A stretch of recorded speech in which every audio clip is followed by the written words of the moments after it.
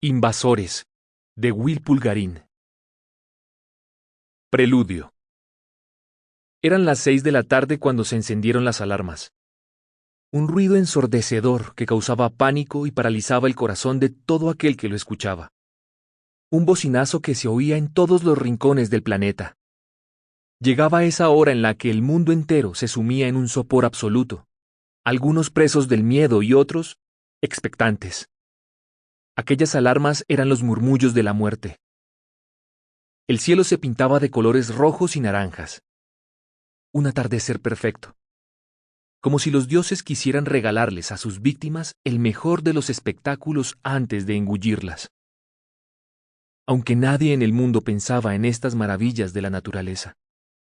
Salvo por el ruido de las alarmas, el planeta entero estaba sumido en una profunda quietud, como si todos se hubiesen convertido en estatuas y solo pudieran mover los ojos. Se observaban unos a otros y se compadecían de quienes serían los sacrificados ese año. No todos vivían el miedo por igual. A pesar de la tensión en el ambiente, solo aquellos desafortunados que desde su nacimiento fueron señalados para hacer ofrendas cuando alcanzaran la edad requerida, sabían que esa sería su última semana de vida. Porque ese año, cuando los dioses despertaran, aquellos que habían sido elegidos rondarían entre los 16 y 19 años, y a los titanes les gustaba alimentarse de gente joven, vitalidad que absorbían para fortalecerse a sí mismos antes de volver a dormir otros 2 años. Tiempo que la humanidad utilizaba para procrear futuras generaciones que evitaran su extinción o sirvieran de sacrificio. Así fue como la Tierra logró sobrevivir durante más de 4 siglos.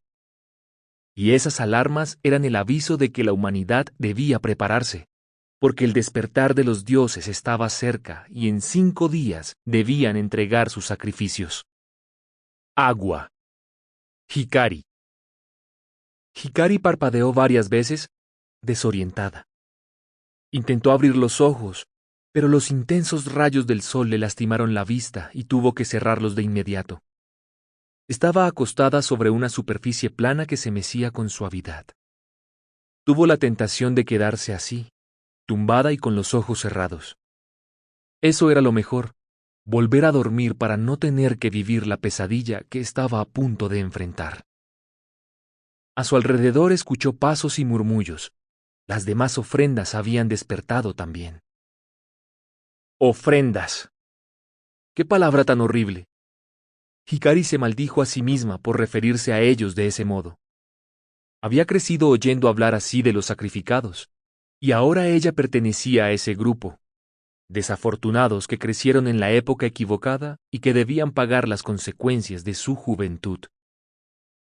Una lágrima se escapó de sus ojos y corrió por su piel traslúcida.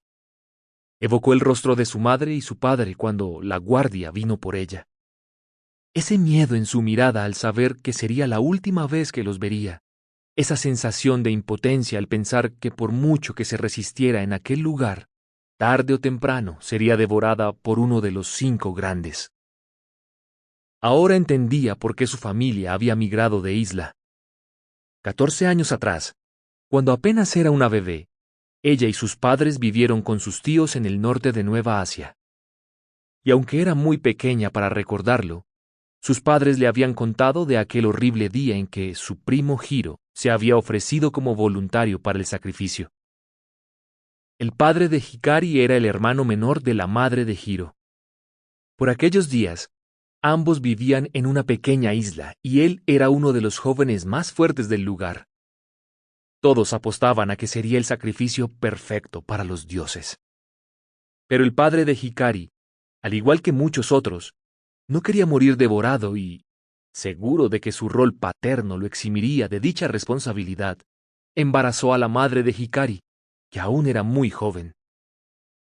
Cuando llegó el día del sacrificio, su padre tenía 19 años y Hikari 2, pero aún así, los habitantes de la isla lo eligieron como ofrenda y fue entonces cuando su primo Hiro, de tan solo 16 años, se ofreció como voluntario para que la pequeña pudiera crecer con su familia.